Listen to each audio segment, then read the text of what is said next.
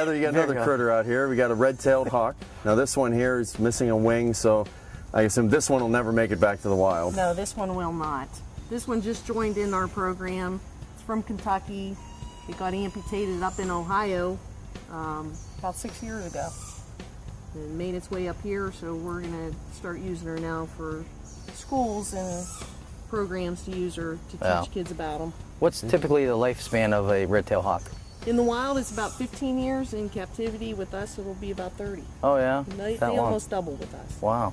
But their lifestyle changes when they're with us. Sure. They're not hunting for food or... Now, the telltale thing with these, you got the yellow talons. These are ones you probably see along the roadways when someone's driving. They see the hawk sitting in the tree, sitting on a telephone pole. Typically, it's a red tail, but there's many species of hawks in the northeastern Ohio, western Pennsylvania. There are 7 species of hawks and 8 species of owls, so we have quite a few around here. So everything's not an eagle, contrary to what people say. I know from my past experience in other jobs, people will call and everything's an eagle. Everything's an eagle. Right. This looks like it could have a white head. It looks like it could be a, in the modeled stage of an eagle, a young eagle, but. They're much bigger. Much bigger. Now, different. Now again, the diet, is it similar to the barred owl? They're going to eat the meat, but they're going to take everything up to like a rabbit-sized squirrel. Okay. They're going to be a little bit larger. This is a female. The male's going to be a little bit smaller. So, and they think that's because in their territory, they own a square territory, a square mile. In that territory, the males are going to eat the smaller, the chipmunks, the mice, and the females are going to eat the rabbits, so they don't deplete their entire population within their square mile. Will they ever go at a groundhog too? It has to be pretty small. Yeah. Okay. These things, Rob, when people look into their neighborhoods and they see hawks in their neighborhoods, when you get a lot of calls on these, is in the spring when they have a nest, you'll find them right in someone's backyard, and they'll see them an awful lot and say, "Holy cow, I got all kind of hawks around." Usually, just 1 or 2, maybe a breeding pair, and the young that they're feeding every day, and then they'll move on to more rural areas after that. Typically, how long do you have a red-tailed hawk when it comes in for the, is maybe injured, but it was repairable? And you take care of them for a while? How long does it usually take for them to get back in the wild? If we do surgery, it's gonna take us a couple months. Yeah. If they surgery is the last option. That's not a commonplace type of thing. The vet has to understand that there is a chance for this thing to make it back to the wild, and if it isn't, yeah. Oh, absolutely. Yeah. Absolutely. And if they just get winged or they're just a little sick, we'll give them the medicine they need, and they'll be out in no time. Now, Heather, you operate out here on a total volunteer staff, even yourself. Yes. This is just a labor of love. It isn't a business that you're making money off or anything like that. No, we don't make money. We do charge for education, but that's just to keep our, there's a lot of birds. It takes here. a lot of mice and rabbits and snakes and stuff to feed these critters.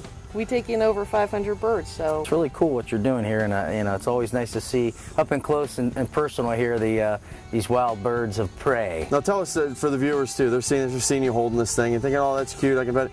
How dangerous can these animals be? Well, a great horned owl could grab your arm about right here and snap both bones in your arm.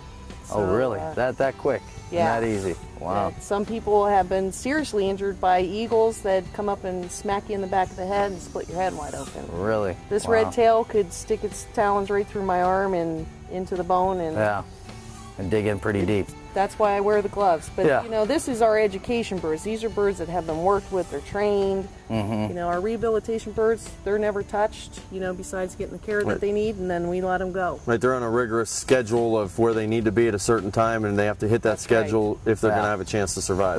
With minimal interaction of human contact. Minimal, yes. To keep them wild. Absolutely. That makes sense. Well, good. Heather Merritt from Birds in Flight Sanctuary. We appreciate you taking the time with us, showing us a few of the critters, and we'll look around and see some of the facilities you have here. I notice you have some ducks and a couple other non-traditional type species that I imagine you get all kinds of phone calls. We do. All right, good. Very good. Let's go take a look at some other birds. All right. All right. If you'd like to make a donation to help us save these wonderful birds, please give us a call at 330-652-3381.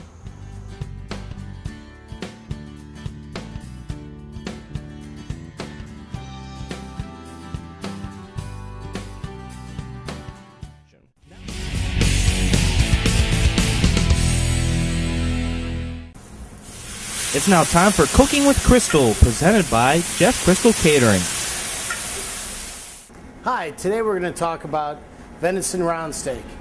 Not every piece of venison is made for grilling, but some of them you can sort of doctor up in a way that it'll work. On the venison round steak, it is a tougher cut of meat. Usually that we use it in the restaurant business with beef as a roasting product. When it's cut like this, some easy techniques that you can do to make it a little more tender is take a fork and just gently pierce it. Then we're going to make a marinade. Now in your marinade, you got to remember that the components, you need some kind of oil, you need some kind of acid, and then your seasoning. Everything else can be adjusted to your liking, what's in there. If you like rosemary, fresh rosemary, that works excellent. There's a lot of different things we can add. But what you want to do, the rule of thumb is about 1 inch an hour you need to marinate for. Or you can do it overnight. If you over marinate too long, the meat will get a woody consistency of it. The acid starts to break down the meats too much.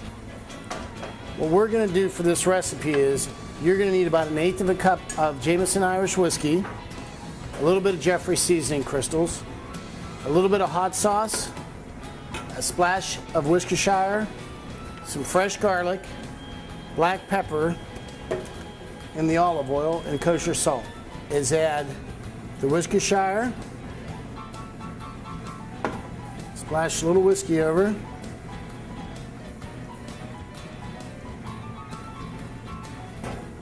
and the hot sauce. So right now that's very thin, the acid's working in the meats. We'll move it around a touch. Now we're going to add some Jeffrey seasoning crystals, some fresh cracked pepper,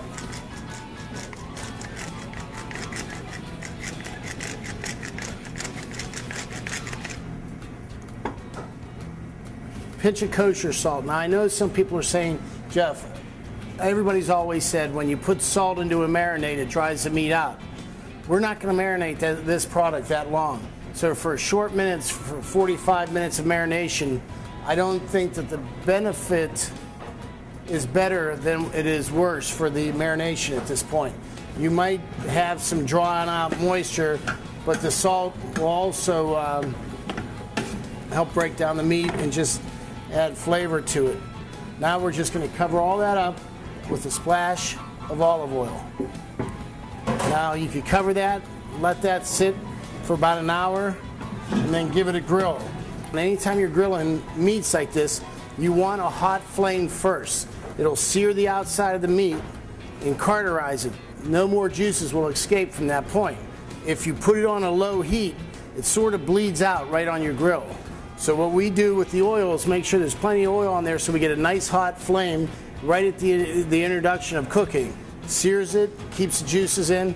We'll just need a little bit of Jeffrey seasoning crystals to finish this. Now you have your marinated steak. We're going to take and lay him on, and don't worry about the flame up. It'll burn off very quickly. And remember, the key to cooking steaks on a grill is do it hot at first.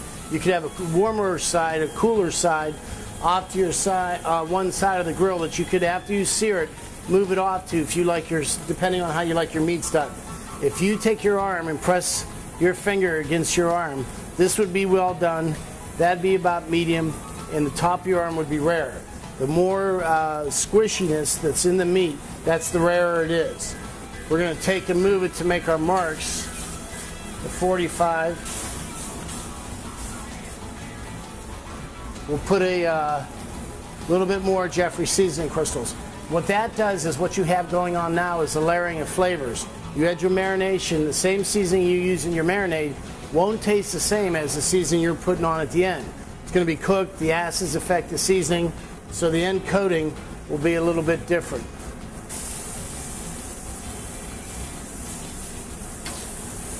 And a lot of time if you get a curl on that like that, just take a knife and give what it is, there's a little bit of fat right there, and that'll open up for you if you just cut that little piece. Now when we're done cooking this, what we'll talk about is a little about recirculation. Anytime you take meat off a grill, always leave it sit for about 10 minutes in a warm spot. What that does is let the blood bloom back out into the product. So if you have a medium, and you pull it off right away and you cut it, all those the center would be concentrated red. After you leave it set, it'll bloom back out and make a beautiful steak. You don't rush it, it sort of relaxes the meat some. And then after, we'll just finish it with a dollop of whole butter and let that melt over. Now, you can see the steak starting to sweat out. It takes about 15 minutes. And then we'll let it sit.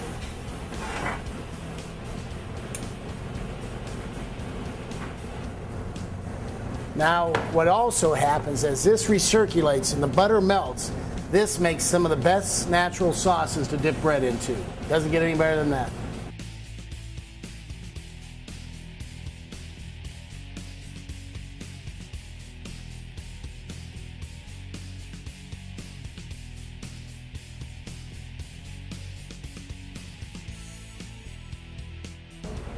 Whew, oh man. Rob, I grabbed a couple of things that I need for today. I tell you, I did all right then. Even down to the favorite thing that you love to use. There you go. Your bobbers. That'll go good with my new hat. Well, we had a great show today. I hope you enjoyed the show. We learned an awful lot about hawks now, as they're fascinating creatures. But one thing we got to stress and remember, if you ever find a wild animal on the side of the road, you ever find an animal out in the field that's injured, crippled, needs assistance, don't touch it yourself. Call someone like Heather, one of the professionals, to handle it, because those things can be dangerous, and it is very, very illegal to handle those things unless you have the proper permits and licenses. Yeah, it's not like they're tame at all. So well, and they're all over everywhere. Even our tip of the week we had this week, Rob, you know, showed you how to get closer to wildlife and what you need to identify the animals a little bit better. But we hope I learned something. That was a very, very neat experience. Well, just to even see the size and proportion of how big those birds are, just the sheer might of those claws that they have, it's pretty intense. Yeah, getting so close to an awesome creature like that, you know, makes me feel a little bit primal. I'm ready to head out into the field, throw the loincloth on, and she does quite a service for us, no doubt. So then why don't we sort through some of this stuff and see what we really need and what we really don't need. But if you need any good gear, come on out here to Dick's and Niles, or Dick's and Boardman too. Are having a big sale, and things you just can't beat the deals. Well, I've already got my Christmas gifts picked out that I'll show you what I want you to buy me. Great. All right, so I'll get right on that. Stay tuned again next week, and until next week, go out and have yourself a great outdoor experience. I see, boy, Denny. Let's get out of here. All these hawks and owls are making me a little nervous.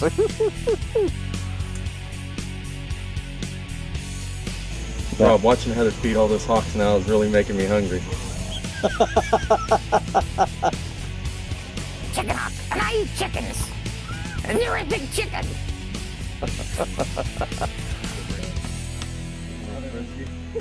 Feed me on that.